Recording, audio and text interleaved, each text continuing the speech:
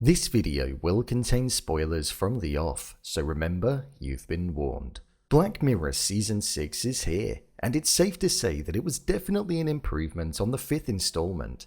With 5 brand new episodes, they each covered different topics, time periods, technology, and sets of characters where we witnessed their demise. As Black Mirror is such a large universe now, that means one thing: there's plenty of room for Easter eggs, and this season most certainly didn't hold back. I called them out individually in each of my episode breakdowns for Season 6, but I thought it would be worth sharing every Easter egg from the entirety of Season 6 in one video. So let's get into it. Here is every Easter egg in Black Mirror Season 6. Joan is awful.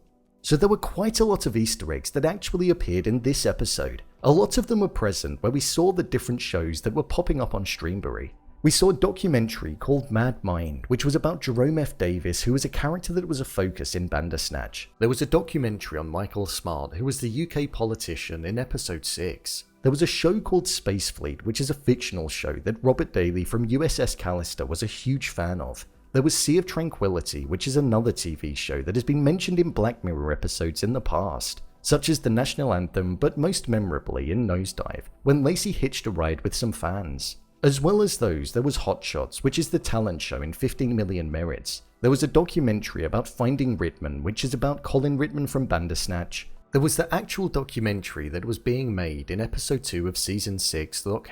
There was Rowdy and Peanut, which is Charlie Brooker's interactive TV series that he made for Netflix, and The Callow Years, which is about Michael Callow, the Prime Minister from episode 1 of the show. Underneath the main shows, there was the top of some other shows that we didn't get to see the full thumbnail of. There was one which looked like it was about Victoria Scillane from the episode White Bear, Botherguts, which was another show that was available to watch in the world of 15 Million Merits, a show about Ashley from Rachel, Jack and Ashley 2, and also Junipero Dreaming, which I imagine is a show about the world of San Junipero. So they put a lot of effort into having Easter eggs present throughout the homepage. As well as that, later on in the episode, when Joan went into the bar to meet with Mac, the iconic song which is titled Anyone Who Knows What Love Is, which was first introduced to us in 15 Million Merits, but has almost become the anthem of Black Mirror, was played when she walked in. When Sandy looked down at her phone in the bar, there was a notification from the Smithereens app. On the version of Twitter that's present within their world, we saw that Lacey Pound had put out a tweet. Lacey Pound was the main character in Season 3, Episode 1, Nosedive. Within the newspaper, there was an article that mentioned how the grain was going to go out of style. The grain was the technology that was utilized in Season 1, Episode 3. The technology that allowed you to have all of your memories played back to you. In that episode, we heard how it was apparently quite uncomfortable and painful to have it removed, so it's bad for the users if it's going out of style. The legal firm that Joan went to visit after looking to sue the platform was called Scillane Legal. The name Scillane is the surname of Victoria Scillane, who was the individual in Season 2, Episode 2, White Bear, so it does make me wonder what the connection is there, as she was a criminal. Loch. There weren't actually that many Easter eggs in this episode. It's often strange because in one episode of Black Mirror, it will be a world where Twitter doesn't exist and they're using Smithereens. However, this was not that world. This was a world where almost none of the technology that we came to know over the show existed. This was set more in the Michael Callow, National Anthem and Hated in the Nation universe. In terms of the Easter eggs, I think a little homage to a previous episode was the fact that Davis's father was called Kenny, a person who ended up being a serial killer, and in the episode Shut Up and Dance, Kenny was an individual who ended up being arrested and as well was committing horrific acts. There was a poster for The Callow Years, which was a documentary series about Michael Callow, who was the Prime Minister from Season 1, Episode 1, the National Anthem. There was also a shot where there were a ton of Black Mirror stickers on Davis's laptop. There was Waldo from the Waldo moment, plus there was also the grain, Tuckersoft, and also the White Bear symbol. When Pia went to go on her phone to call Davis due to finding out about his mother, in her recently called section we saw that she had spoken to Kelly and Yorkie, so she must have known them from her time in the States.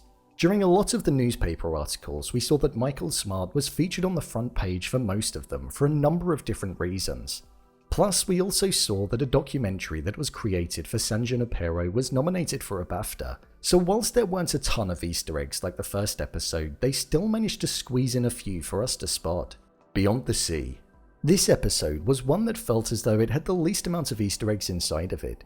One Easter egg that we saw was on the listings outside of the cinema. Most of the movies that were there were to represent the time period, with them coming out in late 1968 and 1969. But on there as well was Space Fleet, the show that Robert Daly was extremely obsessed with in USS Callister, so there must have been a movie made in the 60s. Within the newspaper where we saw that David's family were killed, there was the white bear symbol present, which could end up being one of the earliest uses of the symbol, which is quite interesting. The bookshop that they went into in the episode was called Cooper's Bookstore. I don't really know if it's worthy of being an Easter egg, but Cooper was the name of the individual who partook in the trial for the episode playtest in Season 3. There weren't that many Easter eggs in this episode, which was a shame, but do comment down below if you spot some that I might have missed. Mazey Day.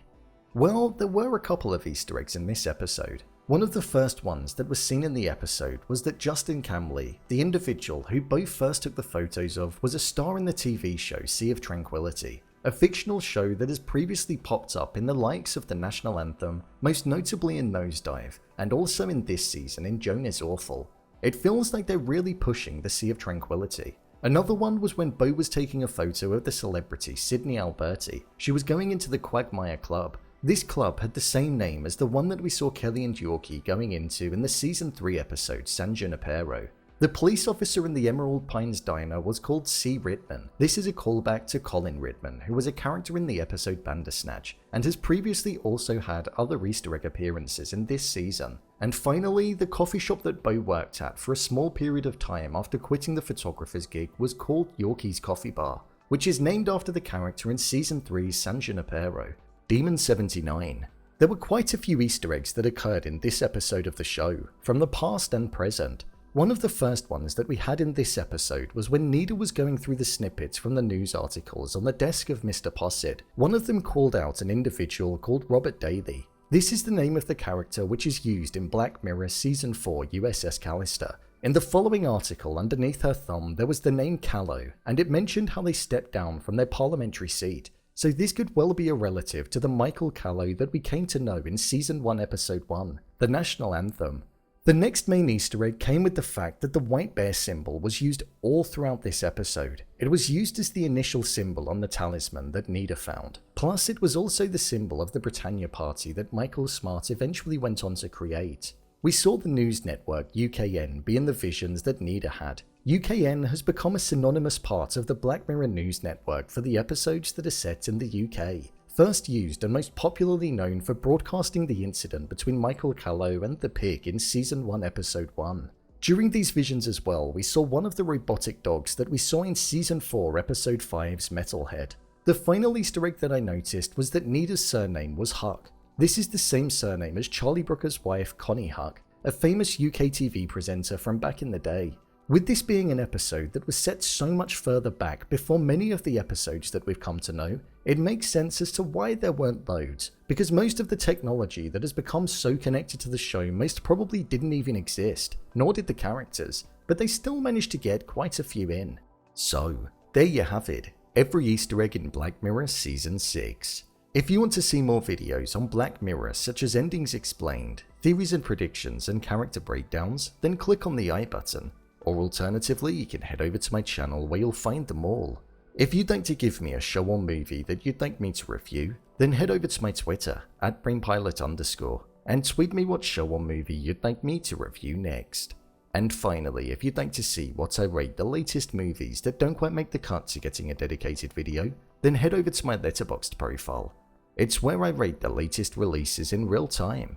What did you think of Season 6? Leave a comment down below. And don't forget to subscribe. I'll see you next time.